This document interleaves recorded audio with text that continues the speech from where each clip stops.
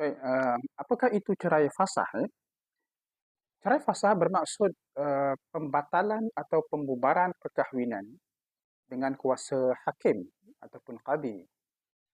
Uh, Mengikut situasi sekarang, kita sebut sebagai hakim mahkamah syariah. Eh. Um, jadi cerai fasah ini bukan bermaksud isteri itu memohon cerai daripada suaminya. Tetapi isteri itu memohon cerai kepada mahkamah. Untuk mahkamah membatalkan atau membubarkan perkahwinan beliau dan suaminya. Cerai fasah ini diperuntukkan menerusi Seksyen 53 Nama Undang-Undang Perlindungan Suami Selangor tahun 2003 yang menyenaraikan lebih daripada 16 alasan yang diiktiraf oleh undang-undang untuk mahkamah membatalkan atau membubarkan sesuatu perkahwinan suami dan isteri.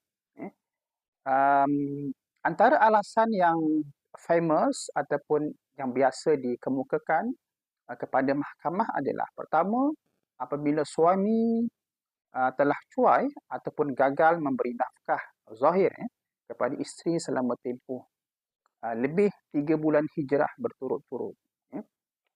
Yang kedua, apabila suami itu tidak menunaikan kewajipan memberi nafkah batin kepada isteri selama tempoh lebih 1 tahun. Yang ketiga, iaitu apabila suami itu dipenjara selama tempoh lebih 3 tahun.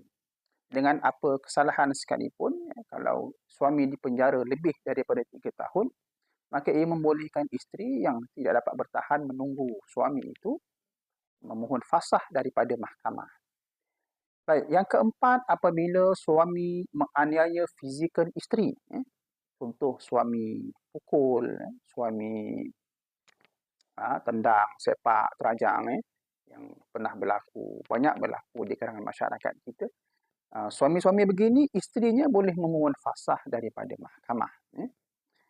Yang keempat, yang kelima, apabila suami itu lazim menganiaya mental pihak isteri. Ini contohnya dalam bentuk kata-kata cercaan, maki hamun daripada suami kepada isteri, menggunakan ayat, perkataan, intonasi yang menyakitkan hati isteri sehingga isteri tak dapat bertahan dengan kehidupannya, maka isteri ini yang mengalami tekanan mental seperti ini boleh mendapatkan fasah daripada mahkamah. Yang kelima, apabila suami melupuskan harta isteri. Contoh suami guna duit isteri tanpa izin isteri. Suami menggadai barang kemas isteri tak tebus semula pada waktu yang ditetapkan. Ini contoh melupuskan harta isteri. Jadi isteri yang tidak dapat bertahan boleh memohon fasah daripada mahkamah.